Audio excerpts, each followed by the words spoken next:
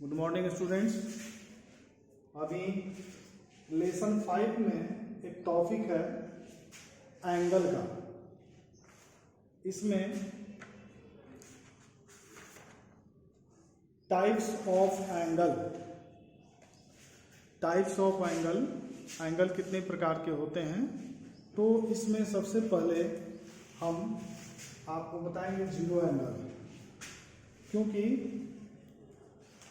we can classify the angles according to their degrees measures।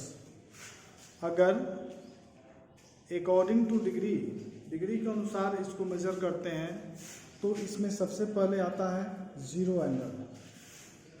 यहाँ पर देखेंगे आप zero angle, an angle whose measure is 0 degree is called zero angle. अगर किसी भी angle का मेजरमेंट 0 डिग्री हो तो वह जीरो एंगल कहलाता है। अब यहाँ पर सिंबल आपको दिखाई पड़ रहा है, ये 0 डिग्री है। तो इस कंडीशन में हम ये बात बता सकते हैं कि किसी भी एंगल का मेजरमेंट अगर 0 डिग्री होता है तो वह 0 डिग्री एंगल कहलाता है, जीरो एंगल कहलाता है। उसके बाद आता है right angle. An angle whose measures 90 degree is called right angle.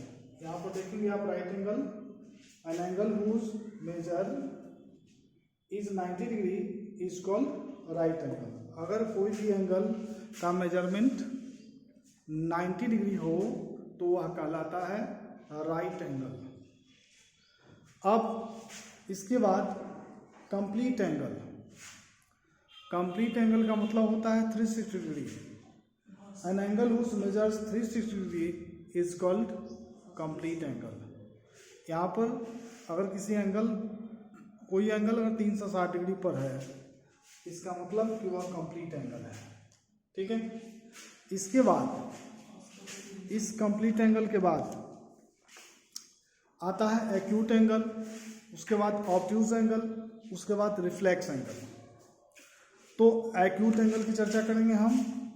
An angle whose measures less than a right angle, यानी 90 डिग्री से कम वाले एंगल को हम एक्यूट एंगल कहते हैं। और इस तरह से हम और भी एंगल बताएंगे आपको, ऑब्ट्यूज एंगल, रिफ्लेक्स एंगल।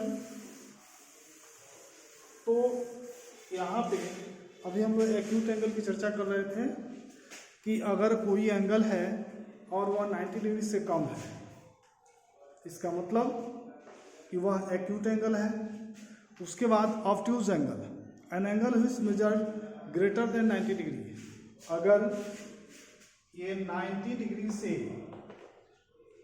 बड़ा अगर कोई भी एंगल है तो ये कौन सा एंगल कहलाएगा? ऑब्ट्यूज एंगल कहलाएगा। डेफिनेशन एक ही है, an angle whose measure greater than 90 degree but less than 180 degree, यानी 180 डिग्री से कम हो और 90 डिग्री से बड़ा हो तो वह ऑब्ट्यूज एंगल कहलाता है। कौन सा एंगल कहलाता है?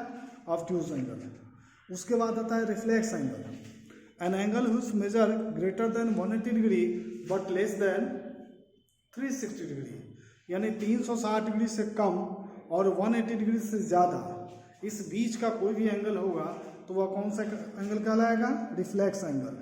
तो इस तरह से आपको जो 6 प्रकार का एंगल बताया गया उसमें अभी बताया एक्यूट एंगल, दूसरा ऑब्ट्यूज एंगल, तीसरा रिफ्लेक्स एंगल, और इसके पहले जस्ट बताए थे जीरो एंगल, राइट एंगल और कंप्लीट एंगल।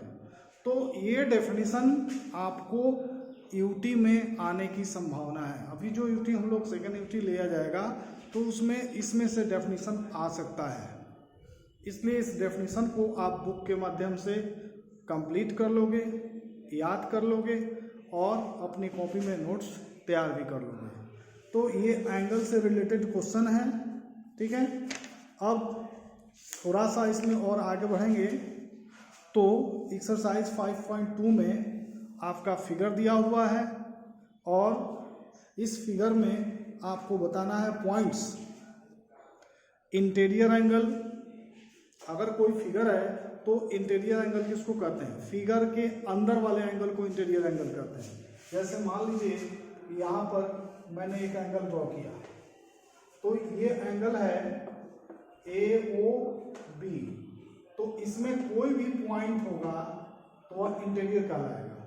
लेकिन इस एंगल के बाहर अगर कोई भी पॉइंट है तो वह एक्सटीरियर कहलाएगा। तो फिगर को देख करके आप बता सकते हो कि एक्सटीरियर एंगल और इंटीरियर एंगल, इस एंगल के बाहर है ना, in the given figure in the interior of the PAPQ, अगर कोई फिगर आपको देते हैं हम, जैसे मान लो कि AOB दिए, तो इसमें इंटीरियर पॉइंट रहेगा तो इंटीरियर लिखेंगे और एक्सटीरियर पॉइंट रहेगा तो एक्सटीरियर लिखेंगे। इस तरह से भी क्वेश्चन आ सकता है ऑब्जेक्टिव में। अब इस लेसन को आप 5.2 को एक बार रिवीजन कर लेंगे, क्योंकि यह रिवीजन का चैप्टर चल रहा है। एक बार एक्सरसाइज बता दिया गया है, ठीक है। अब फिर नेक्स्ट पीरियड में नेक्स्ट चैप्टर देखा जाएगा। Thank you. सेव कर दें।